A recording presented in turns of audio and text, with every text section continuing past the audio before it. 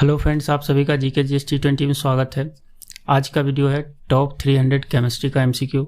उसका ये चौथा पार्ट है। इससे पहले 3 पार्ट अपलोड है, आप लोग नहीं देखे हैं तो ऊपर आई बटन में इसका लिंक दिया हुआ है, आप लोग बाकी का पार्ट भी देख सकते हैं, या फिर आप चैनल पर जाके भी इसका बाकी का पार्ट देख सकते हैं। चलिए शुरू करते हैं। पहला क्वेश्चन है the most reactive among the halogen is. तो इनमें से बताना है कि कौन सा सबसे ज़्यादा रिएक्टिव हेलोजन है। तो ये है फ्लोरीन। इसका सही आंसर जो होगा ऑप्शन नंबर ए होगा। और ये हेलोजन जो है ये कौन सा ग्रुप में रहता है पीरियोडिक टेबल में, ये क्वेश्चन पूछा जाता है। तो ये 17 ग्रुप में रहता है। आप याद रखिएगा 17 में हेलोजन रहता है।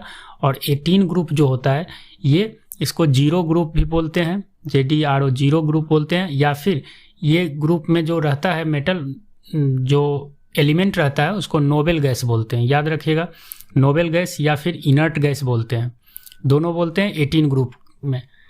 अगला क्वेश्चन देखते हैं। Which of the following is a surface phenomenon. इनमें से कौन सा जो है वो सरफेस फेनोमेनन है। तो ये है ऑप्शन नंबर सी में इवेपोरेशन, ये एक सरफेस फेनोमेनन है। अगला क्वेश्चन देखते हैं। Blue litmus paper is converted into red in solution of.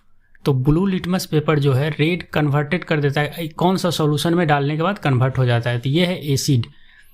Acid में जब ब्लू लिटमस पेपर को डालते हैं तो वो रेड में कन्वर्ट हो जाता है। अगला देखते हैं। Red litmus paper is change into blue in solution of. तो ये बेस में होता है। देखिए दोनों क्वेश्चन एग्जाम में पूछा गया है और कभी ना कभी पूछा जाता है। तो यहाँ पे मैं याद करने का एक ट्रिक बता दे रहा हूँ। देखिए ब्लू में चेंज कौन करता है, रेड को ब्लू में चेंज करता है बेस। तो यहाँ का बी ब्लू और यहाँ का बेस याद रखिए इससे कंपेयर करके। तो एक याद रहेगा तो बाकी दूसरा तो ऑटोमेटिक रहेगा कि जब ये रेड को ब्लू चेंज करता है तो वो ब्लू को रेड चेंज करेगा। बस ये दोनों याद रखिए। अगला देखते हैं। The acid used in I wash is. तो ये एसिड यूज होता है बोरिक एसिड। देखिए बोरिक एसिड इसका यूज होता है। लेकिन एक क्वेश्चन आया था SSC में, मुझे अभी याद आ गया कि ऑक्जेलिक एसिड जो है इसका यूज कब कहाँ पे किया जाता है। सबसे पहले तो इसका सोर्स क्या है। तो ऑक्जेलिक एसिड जो है ये टोमेटो में पाया जाता है। और ऑक्जेलिक एसिड का यूज किया जाता है जब कपड़ा में जंग लग जाता है, रस्ट जो लग जाता है उसको छुड़ाने के लिए ऑक्जेलिक एसिड का यूज किया जाता है।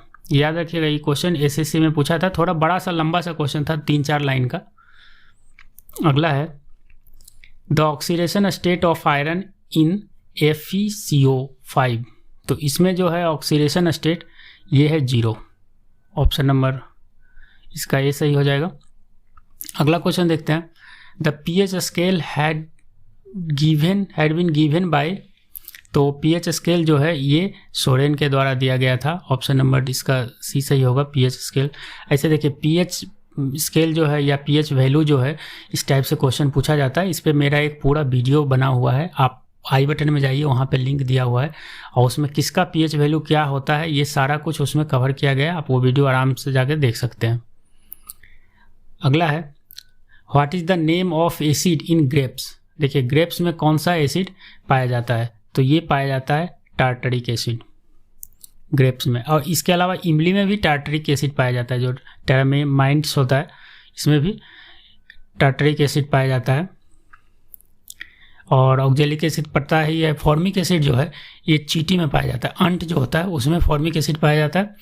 और लैक्टिक एसिड जो है ये कर्ड में पाया जाता है। दही जो है उसमें लैक्टिक एसिड पाया जाता है। या फिर दूध का जो भी प्रोडक्ट है उसमें जो खट्टा होता है वो लैक्टिक एसिड के कारण खट्टा होता है।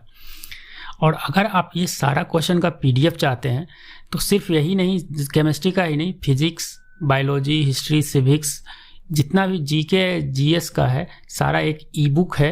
आप लोग डिस्क्रिप्शन में जाइए, वहाँ पे लिंक दिया हुआ है, वो आप डाउनलोड कर सकते हैं यदि आपको अभी एग्ज़ाम नज़दीक में है। ऐसे तो मैं सारा कुछ वीडियो में कवर कर चुका हूँ।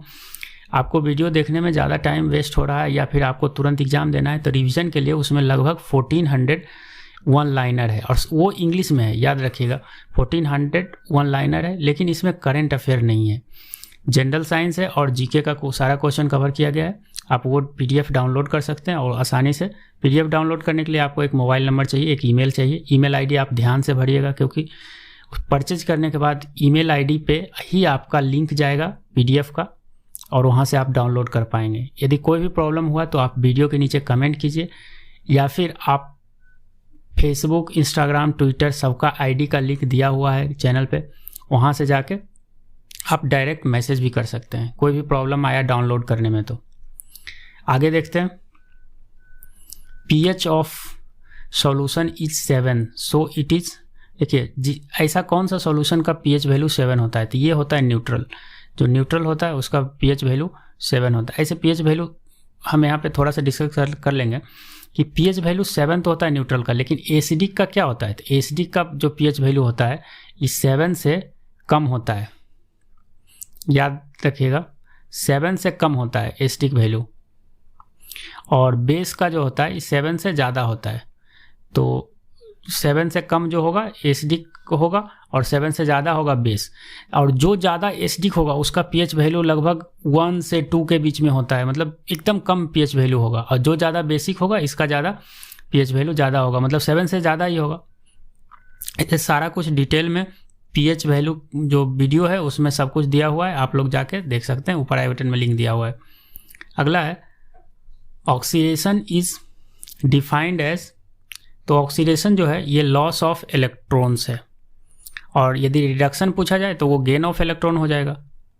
मैं यहाँ पे ही बता दे रहा हूँ, यदि रिडक्शन रहेगा तो आप गेन ऑफ इलेक्ट्रॉन। अगला है example of covalent bond is, तो एग्जाम्पल कोवैलेंट बॉन्ड का जो है ये है CHCl3, ऑप्शन नंबर इसका सी सही हो जाएगा। अगला क्वेश्चन देखते हैं।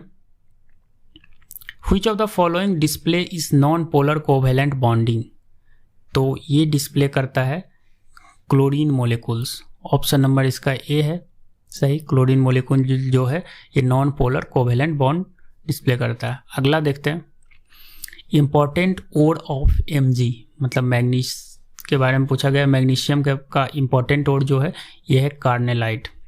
देखिए मैं ओड एंड मिनरल्स पे भी एक वीडियो बना चुका हूँ, इधर ही कुछ दिन पहले मैं वो वीडियो डाला हूँ, इंग्लिश में है। आप लोग को ओड एंड मिनरल्स में यदि डाउट है कि किसका ओड क्या होता है, किसका मिनरल्स क्या है, तो आप वो वीडियो जाके आई बटन में लिंक है देख सकते हैं। और उसमें सारा कुछ पहले तो डिटेल्स में बताया गया है, उसके बाद MCQ भी उस पर 20-22 ठो MCQ कराया गया है जो एग्जाम में पूछा गया है, और उसमें सारा कुछ जो इम्पोर्टेंट ओड है सब कुछ डिस्कस किया गया है। यहाँ पे देखिए ये कार्नेलाइट का फॉर्मूला भी एग्जाम में कभी कभी पूछ लिया जाता है, मैं यहाँ पे लिख दे रहा हूँ carnallite KCl Mg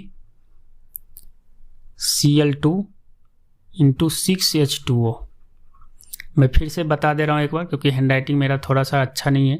KCl Mg Cl2 और 6H2O ये कार्नेलाइट का फॉर्मूला है, एग्जाम में पूछा जाता है फॉर्मूला, याद रखिएगा।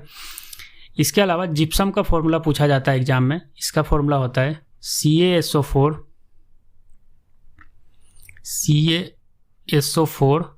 इंटू 2H2O, CaSO4 2H2O, ये जिप्सम का फॉर्मूला, ये दोनों फॉर्मूला एग्जाम में पूछा जा चुका है। अगला है aluminium salt commonly used to stop bleeding, तो ऐसा एल्युमिनियम का कौन सा सॉल्ट है जो ब्लडिंग, जो जिसे हम लोग का हाथ पैर कहीं पे कट गया तो उसको ब्लडिंग के रोकने में यूज किया जाता है, तो ये किया जाता है पोटास एलम। आप लोग बता सकते हैं पोटास एलम किसको बोलते हैं, तो देखिए आप लोग यूज करते होंगे इसका यूज। पोटास एलम जो है इसका मतलब कॉमन नेम जो है ये फिटकरी है, आप लोग यूज किए होंगे घर में जब सेविंग होता है, सेविंग के टाइम आप लोग देखे होंगे एक आइस जैसा रहता है क्यूब बना हुआ, वो फिटकरी है। कहीं पे कट जाने से उसको रगड़ देने से थोड़ा जलता है लेकिन बाद में वो ब्लड आना बंद हो जाता है, तो मैं यहाँ पे लिख दे रहा हूँ फिटकरी है पोटासियम का कॉमन नेम, याद रखिएगा। अगला है magnesium does not decompose in, तो ये कोल्ड वाटर से डिकम्पोज नहीं होता, ऑप्शन नंबर इसका डी सही हो जाएगा, कोल्ड वाटर। ये केमिस्ट्री है, केमिस्ट्री के अलावा फिजिक्स और बायोलॉजी का भी चल रहा है। आप लोग हिस्ट्री ज्योग्राफी का कंप्लीट हो चुका है, आप लोग आई बटन में जाके वो सारा भी वीडियो देख सकते हैं। सारा इंग्लिश में, हिंदी में देखना है तो कोई बात नहीं, आप कमेंट कीजिए। हिंदी में भी बहुत सारा वीडियो अलग अलग टॉपिक से बना हुआ है, आप लोग हिंदी में भी जाके देख सकते हैं। अगला है the catalyst used in hydrogenation of oil is, तो ये यूज होता है निकेल का।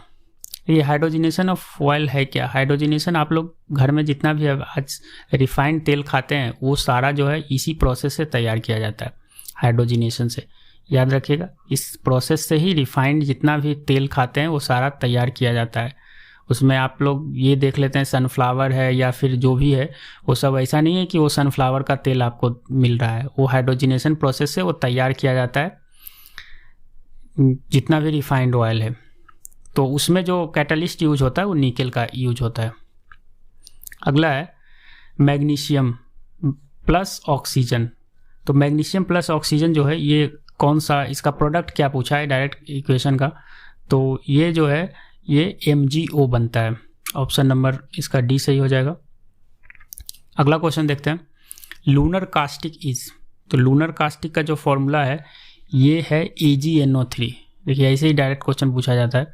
AgNO3 जो है इसको लूनर कास्टिक बोलते हैं। अगला है at room temperature the metal that remain liquid. तो देखिए रूम टेम्परेचर पे लिक्विड रहता है, ये मर्क्यूरी रहता है, और इसका एस्क जो है मतलब ओड, ये है सिनेवार। मैं ओड एंड मिनरल्स में कवर कर चुका हूँ। और H इसका फॉर्मूला जो मतलब Hg होता है सिंबल, याद रखिएगा। यदि पूछा जाए कि नॉन मेटल कौन सा है तो वो है ब्रोमीन। नॉन मेटल यदि पूछा जाए लिक्विड रूम टेम्परेचर पे रहता है वो है ब्रोमीन। अगला है heavy metal got their name because compare to other atom they have.